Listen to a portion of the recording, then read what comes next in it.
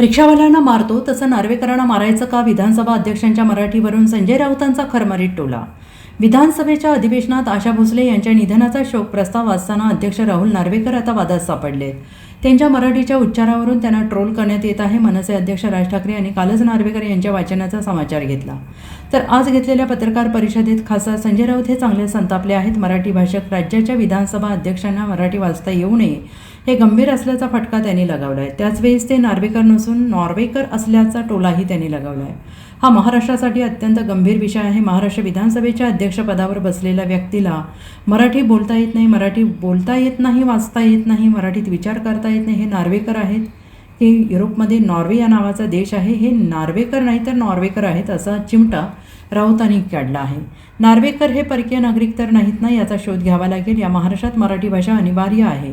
रिक्षावाल्यांना सुद्धा मराठी यायला हवे असा आपण आग्रह धरतो, कायदा करतो. राज्यात केवळ मराठीची सक्ती आहे असे राज्याचे मुख्यमंत्री सांगतात, पण त्यांनी नेमलेल्या विधानसभा अध्यक्षांना मराठी येत नाही. ते मराठीचे धिंडवडे काढतात. पद्मविभूषण स्वरसम्राज्ञी आशा भोसले यांचा शोकप्रस्ताव त्यांना वाचता येत नाही, मांडता येत नाही. राज ठाकरे यांनी म्हटलंय की ते भेळचा कागद वाचत होते का?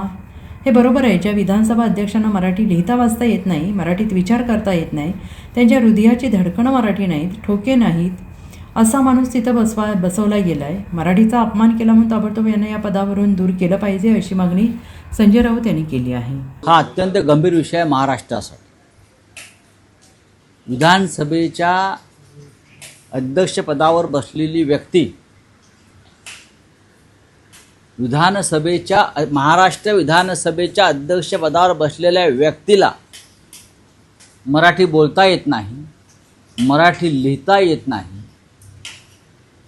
मराठी वाचता येत नाही, मराठीत विचार करता येत नाही. हे नार्वेकर आहेत की युरोपमधला एक देश आहे नॉर्वे म्हणून, की नॉर्वेकर आहेत. हां, याचा शोध घ्यावा लागेल. हे परकीय नागरिक तर नाहीत ना नॉर्वेचे, नॉर्वे. बरं असं आहे, या महाराष्ट्रात मराठी भाषा अनिवार्य आहे. रिक्षावाल्यांना सुद्धा मराठी भाषा यायला पाहिजे असं आपण इथे बोलतो, कायदा करतो. रिक्षावाल्यांनी मराठी बोलायला पाहिजे हे राज्याचे मुख्यमंत्री सांगतात. महाराष्ट्रात फक्त मराठीची सक्ती राज्याचे मुख्यमंत्री सांगतात, पण त्यांनी नेमलेला विधानसभा अध्यक्षाला मराठी येत नाही, मराठीचे धिंडवडे काढतात. पद्मविभूषण स्वरसम्राज्ञी आशा भोसले यांचा शोकप्रस्ताव त्यांना मांडता येत नाही, मराठीत वाचता येत नाही. सन्माननीय राज ठाकरे यांनी जे म्हटलं की ते भेळचा कागद वाचत होते का, ते बरोबर आहे. ज्या विधानसभा अध्यक्षाला मराठी लिहिता वाचता येत नाही, मराठीत विचार करता येत नाही, ज्याच्या हृदयाची धडकणं मराठी नाही आहे, ठोके मराठी नाही आहे, असा माणूस तिथे बसवला गेला. ताबडतोब त्यांना त्यांच्या पदावरून दूर केलं पाहिजे, मराठीचा अपमान केला पाहिजे ताबडतोब. मला असं वाटतं आहे की कदाचित त्यांना मराठी वाचता येत नसेल म्हणून तो शोक प्रस्ताव आहे ती लिपी त्यांनी इंग्रजीमध्ये लिहून आणली होती. लिपी त्यांनी इंग्रजीमध्ये लिहून आणली होती. म्हणजे आशा भोसले यांच्या YANCHYA यांच्या अशा प्रकारे लिहून ते वाचण्याचा प्रयत्न करत होते, कारण त्यांना मराठी रोमन अक्षरही वाचता येत नाहीत हा माझा अनुभव आहे. अशी व्यक्ती तुम्ही विधानसभा अध्यक्षपदावर बसता आणि मुख्यमंत्री छातीवर हात ठेवून सांगतात की महाराष्ट्रात सक्ती फक्त मराठीचीच. रिक्षावाल्यांना आपण मारतो मराठी येत नाही म्हणून, मग यांना मारायचं का?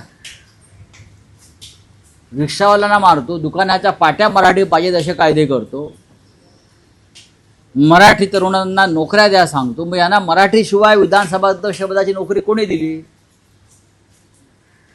ज्यांना मराठी येत नाही त्यांना विधानसभा अध्यक्षपदाची घटनात्मक नोकरी दिली कोणी? ताबडतोब त्यांच्यावर कारवाई नाही, त्यांना त्यांच्या पदावरून दूर केलं पाहिजे.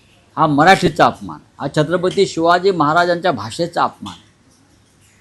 तसं असेल जर तुम्ही ह्यांना पाठबळ देणार असाल या नार्वेकरांना, जे नार्वेकर नसून नॉर्वेकर आहेत, Norway. Bureau report SBN Marathi Mumbai.